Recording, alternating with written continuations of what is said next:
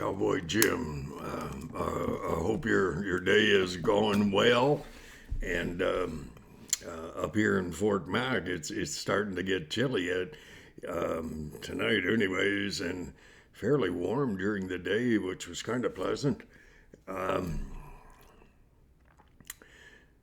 For the second time in my entire life, I applied for UE or UI or whatever it's called. Kind of glad my parents have both passed. If they ever knew that I were collecting unemployment insurance, we used to call it Pogey. Well, gee whiz, I'm pretty sure they probably would have wanted to shoot me, but anyways, I did, and I went down to Service Canada and talked to a lady, and I kind of thought I heard her say she was from Olds, and so I kind of checked into that a little bit, and I said, lived at the Didsbury overpass for 9 years, and Olds overpass, I think, from '87 till about '96, and so on like that. And she said, well, there used to be a family there whose name was Martin, and I'm looking at her, and I'm thinking, well, yeah,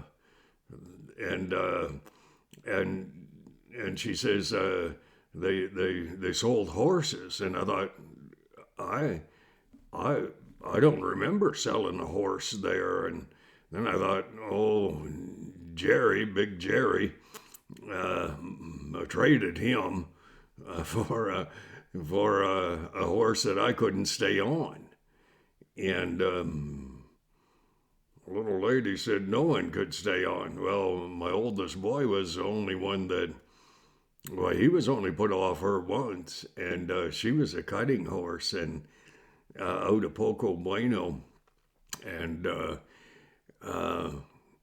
he put the heels to her one day and at a walk, and she took off so fast that he went right over the back end of the horse and was the next thing just sitting on the ground. I said to the lady, it's so strange how things happen to me. I said, what was the name of the horse you? And she said, Jerry. And I said, not Big Jerry. And she said, yes.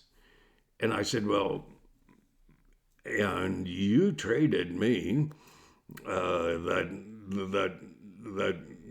gray ghost cloud. That was her paper name. I'm sure she had papers, but.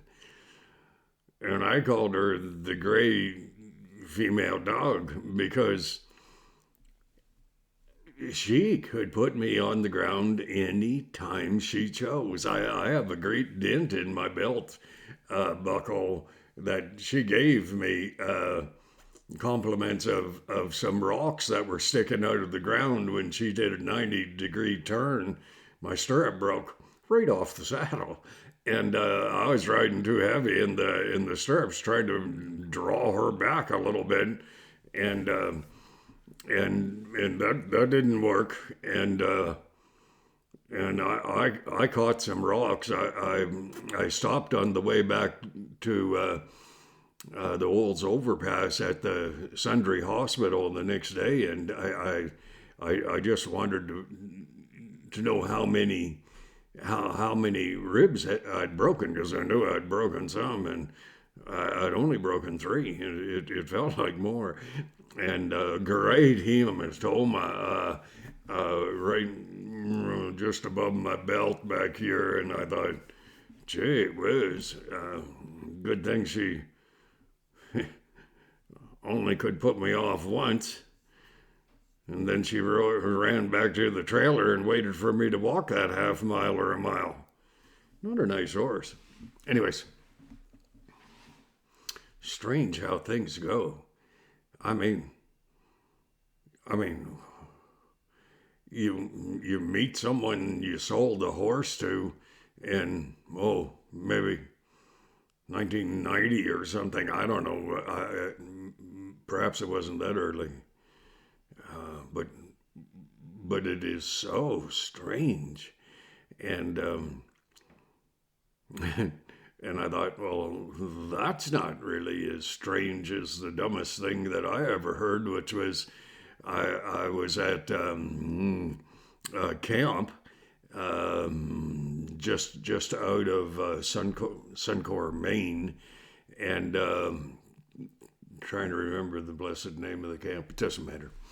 And so after supper, good meals. But after supper, went outside to the smoke pit, and only one other guy standing there. And so, of course, I had to introduce myself and all that sort of stuff, and ask him,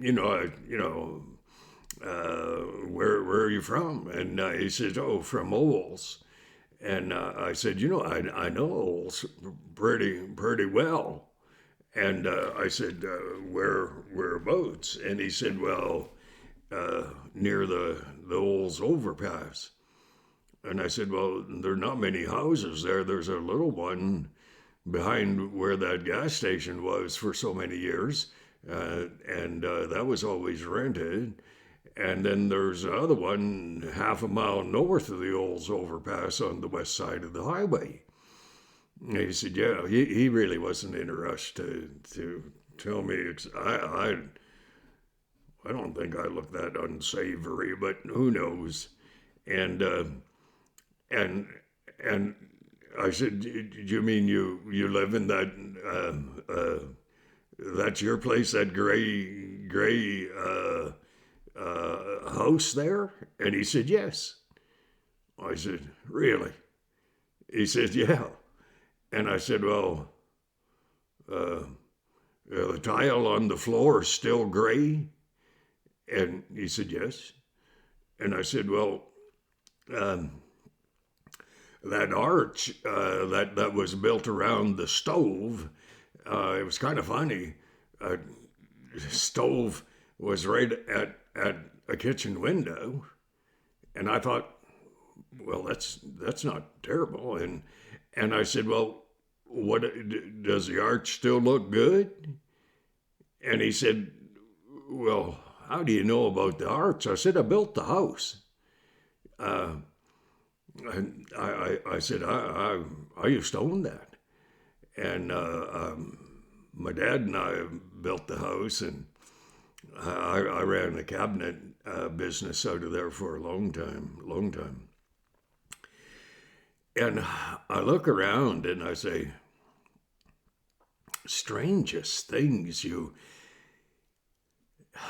the people you meet, who you've met before, and I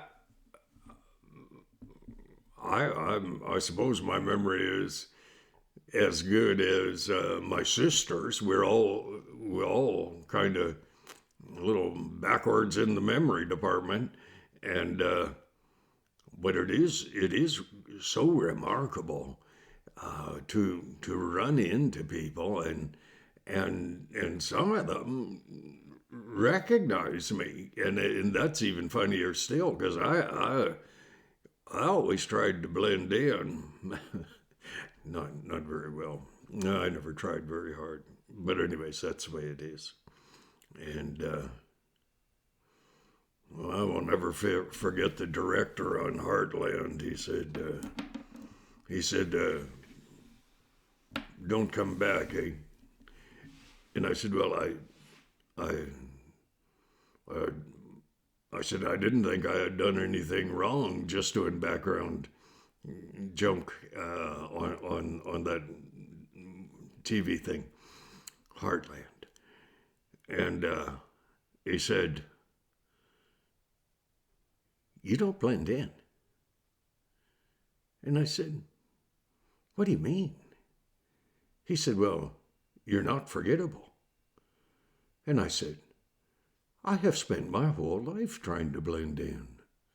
And he said, well, you failed. Well, I guess I failed. Them's the breaks.